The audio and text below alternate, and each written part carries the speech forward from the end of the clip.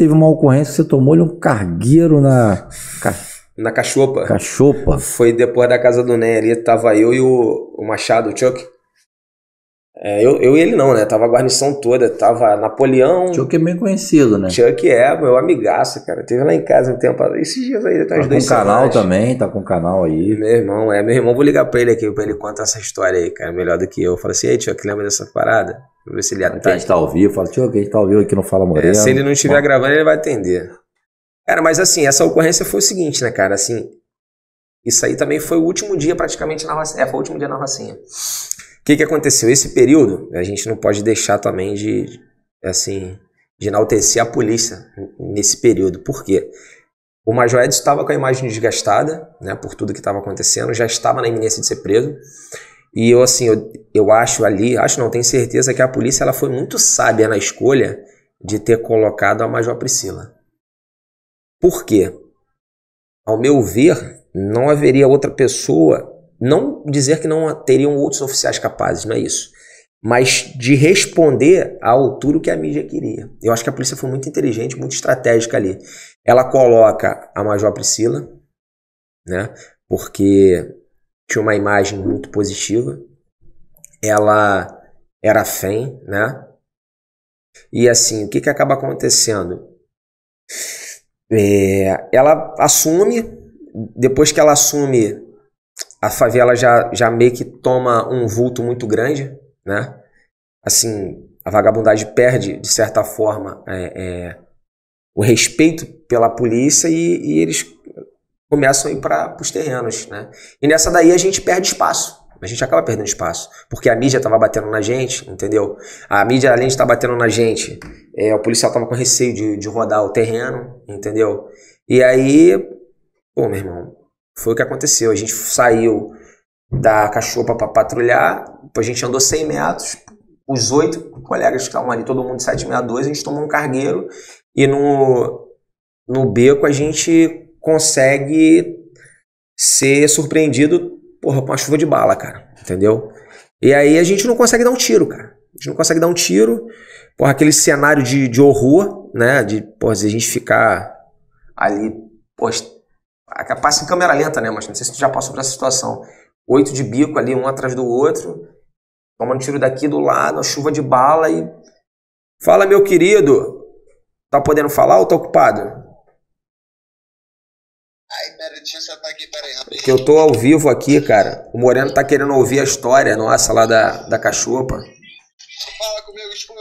Tudo bom? Ele tá querendo ouvir a nossa história da Cachopa. Vou te passar pra ele aqui. Explica aí como é que foi. Quem? Pra quem? Pro Moreno, eu tô no canal dele aqui, ao vivo. Tá ouvindo? Fala, meu irmão. Boa noite, tudo bom? Tudo bem, Tô aqui com a... Esse dia foi sinistro, mesmo. Esse dia a gente parecia que a gente já estava sentindo já, né? Estava pressentindo o que ia acontecer, né? E tava todo mundo, parece que a equipe já sabia que iria acontecer. Verdade. Isso, né, cara? Foi tipo assim, uma coisa muito espiritual ali. Nesse dia nós decidimos subir, não foi 50, 100 metros de distância, saímos da nossa base, né? Nossa base era a casa do NEM, que nós conseguimos tomar, a Polícia Militar conseguiu tomar, né? Como base pra gente.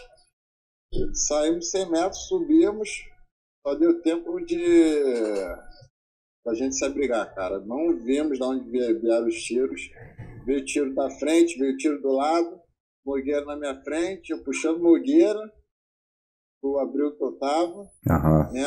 E mesmo assim, até hoje nós não sabemos se estávamos abrigados ou não, porque foi uma situação muito sinistra, foi muito perigosa aquele dia, entendeu? E aquele dia nós tivemos certeza que Deus existe. Aquele dia, fico até arrepiado quando eu conto, porque eu consegui puxar o Nogueira, aí os outros colegas se abrigaram também.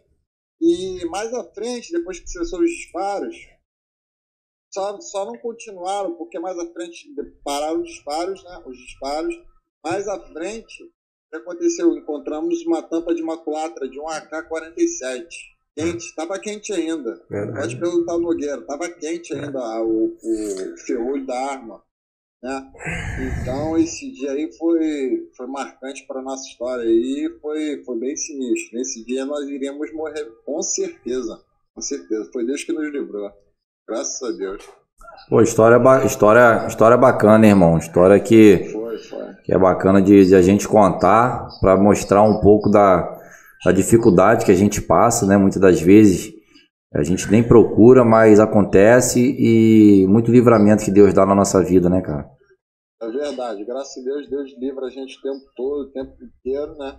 E aquilo que eu costumo dizer, Deus é justo e fiel na sua balança, né, meu irmão? Ele Sim. vai sempre nos proteger e sempre vai estar do lado do certo, sempre. Quem tiver errado, né, é aquele negócio, Deus cobra e é isso aí, a vida é assim.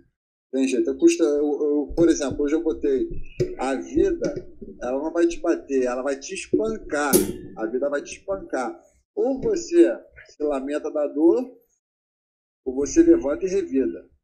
Entendeu? Assim que eu penso, assim que é a minha visão.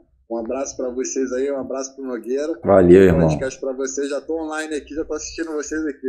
Valeu, irmão, tamo junto. Irmão, um abraço. Deixa like aqui. Deixar um abraço, tá? Deixa eu quem tá com o canal também, começou agora. Valeu, irmão, obrigado aí, te convidar, e a hora que quiser me chamar também, tem um bocado de história bacana pra contar. Show de bola. Tamo junto. Valeu, sucesso, obrigado aí. Pô, história bacana, né, cara? É o que eu te falo. Irmãozaço. Eu contei algumas histórias aí, acho que é do Cop Ramos. Eu já passei vários reflexos, né, mas eu contei uma aí que foi muito especial, que o carro passou atirando na gente. Tirou mesmo de frente para a viatura, e a gente teve aquela sensação de, caramba, o tiro furou a viatura toda, atirando, pistola de rajado, atirando a gente bancando o PB à noite. E o colega congelou, não conseguia dirigir o carro, falando para ele ligar, sair com o carro, os caras passando, atirando. E depois acabou aqueles segundos ali de terror. A gente foi olhar o colega, foi olhar para ver se eu tava baleado. Nem um tiro. É Deus, cara. Nem um tiro. Deus. Nem um tiro bateu na viatura. Aí eu fui lá, onde passou o carro, cápsula pra cacete caída no chão. Pistola. Fizeram tiro de pistola. Então, assim, proteção de Deus, né? Deus tem um propósito na vida de cada um de nós. Com certeza. A gente tem que ter consciência disso. Essa história que você está contando, essa dificuldade que você passou, isso aí, se Deus quiser, vai motivar muita gente. Você vai impactar e entrar na história de muita gente aí para motivar. E enquanto os planos e os projetos de Deus não se cumprem, irmão. A gente já passou outras, né? Mas as outras, assim, você entra no terreno já sabendo o que vai acontecer. Essa daí não, a gente acabou de sair da base. Na verdade, a favela já estava tomada, né? Ou seja, eles viram que o cenário mudou. E a gente, literalmente, ele tem a certeza que perdeu o terreno, né? Ou eles estavam muito decididos em acabar com a nossa vida. Porque, assim, o Machado, ele... Eram assim, 3 guarnições que eu lembro que a gente... Assim, não que os outros não fizessem, tá? Meus amigos aí não ficarem achando que a gente tá querendo se autorrotular, não é isso. Mas assim, a equipe do Machado e a do Macaco e a nossa, que eram 2 Nogueiras, né? Eu, o outro Nogueira, e ficava conhecido como os Nogueiras. Mas não dizendo que o Rocha, o Josué, o Machado, a guarnição dele, o Macaco, o Marlon, outros eram bons ali, excelentes. Só que a gente acabava meio que entrou numa evidência porque as ocorrências nossas tiveram muito vulto, por exemplo, a minha. Não só essa, mas outra também já deu mídia, enfim. E aí o que acaba acontecendo? Você acaba entrando, de certa forma, num destaque, né? E numa favela como a Rocinha, você todo dia dá uma porrada na favela, você fecha a boca de fumo, você não deixa os caras trabalharem, vocês não se vendem, por exemplo. O Major Edson, quando chegou nessa situação, você voltar lá que a gente até pulou, quando ele perde o comando, que entra a Major Priscila, ele chama a nossa guarnição lá no Portão Vermelho, chama precisamente eu, aí eu mesmo sendo mais Mordela, ele pediu para chamar o Charal Nogueira e o Rocha, o Tasmania, que era o mais antigão lá. Ele falou assim, eu vou colocar vocês 3 e vou tirar o Machado da equipe dele, porque o Machado era muito visado lá, né? Não que a guarnição dele não fosse só ele, não. Os outros garotos eram muito bons. E colocou a gente junto com mais 4 do GTPP. Porque até então, o Machado, o Macaco e a gente era tal do tinha GTPP e GPP. Isso. E aí acabou tendo a questão do GPP extraordinário. O que seria o GPP extraordinário? Não era que era melhor do que ninguém, não é isso. Para as pessoas entenderem. A gente acabou ficando visado de maneira a fazer muita ocorrência, e o major, sempre muito inteligente, botava a gente na escala, mas muitas das vezes ele mudava o serviço em cima da hora, lembrando que a gente cumpria sempre nossa carga horária, tá? Para poder não facilitar o serviço, porque chegou um ponto dele ter receio de fazer alguma coisa com a gente. E o que acontece? Antes dele entregar o comando ali para a Major Priscila, ele coloca a gente nessa guarnição, né? E a gente vai trabalhar no GTPP, perdão. A gente sai do GPP e vai pro GTPP. E lá a gente fica nessa base do NEM, que tinha a base do NEM, tinha a base da Casa do Peixe, que ficava a base dos policiais ali. Assim, não durou 3 serviços, cara. Quando acontece essa situação, a Major Priscila sabiamente chama a gente lá. Eu, o Nogueira e o Rocha. A minha amiga Coimbra, né, tava na sala lá e hoje tá com ela trabalhando, falou assim, ó, a gente foi pedir até folga meritória, ela foi e falou, cara, eles trabalharam e tal, tiveram muita ocorrência aí. Ela chamou a gente e falou, ó, tá na hora de descansar a imagem de vocês, até pra resguardar. E foi a melhor coisa, cara, assim, uma pessoa maravilhosa, sou muito grato a ela por ter me tirado na hora certa, no momento exato da Rocinha. Hoje era Tenente Coronel Priscila. Hoje tá... Tenente Coronel.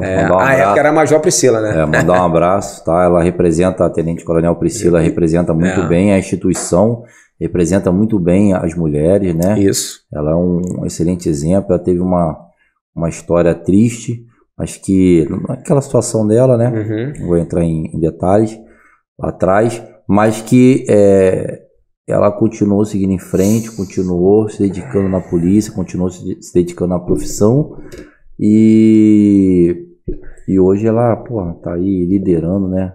As mulheres alcançando aí lugar de destaque no poder. Eu acho bacana pra caramba. Eu acho isso bacana quando eu vejo, né? Você, pelo seu esforço, pelo seu mérito, você buscando ali incessantemente alcançar lugares altos aí, principalmente dentro da instituição. Eu acho isso bem bacana. Me conta aí sobre uma ocorrência, você narrou aqui, ocorrência de uma prisão